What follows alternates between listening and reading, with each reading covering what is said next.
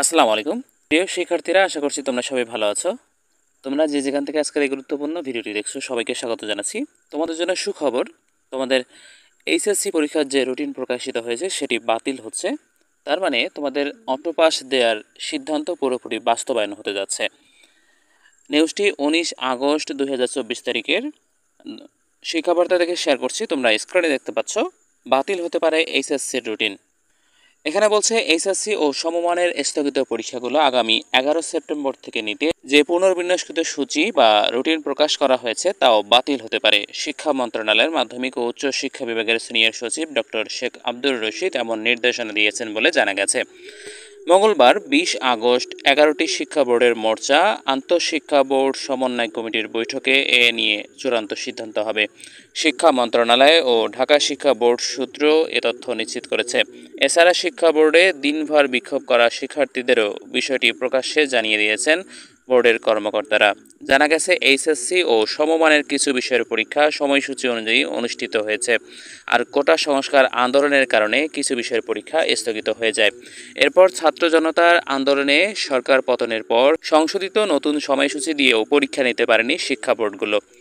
অন্তর্বর্তী সরকার গঠনের পর স্থগিত পরীক্ষাগুলো নিতে আবারও সময়সূচি প্রকাশ করা হয়েছে। পুনর্বিন্যাসকৃত সময়সূচি অনুযায়ী আগামী 11 সেপ্টেম্বর থেকে স্থগিত পরীক্ষাগুলো শুরু হওয়ার কথা। তবে আর পরীক্ষায় বসতে চান না শিক্ষার্থীরা।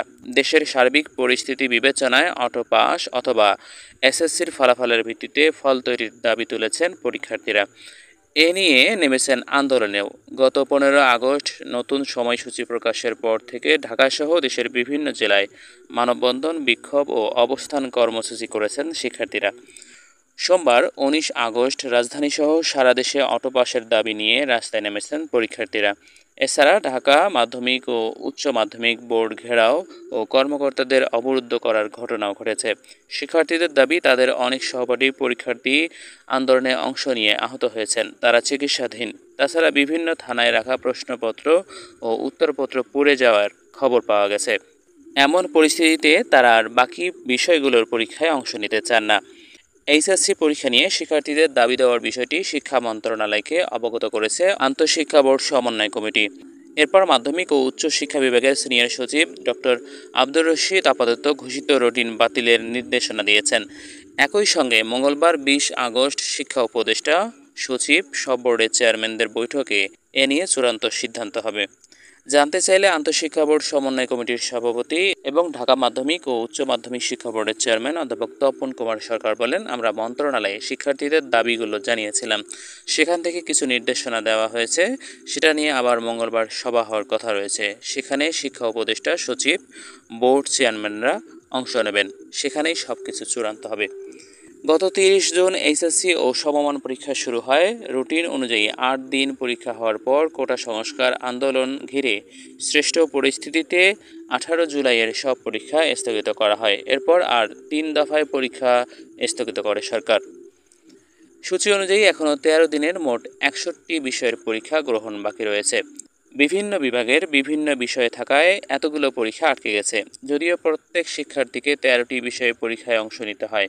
এর মধ্যে বাধ্যতামূলক বাংলা ও ইংরেজির 4টি বিষয়ে প্রথম ও দ্বিতীয় পত্র এবং আইসিটি 8টি বিষয়ে ঐচ্ছিক বা অপশনাল।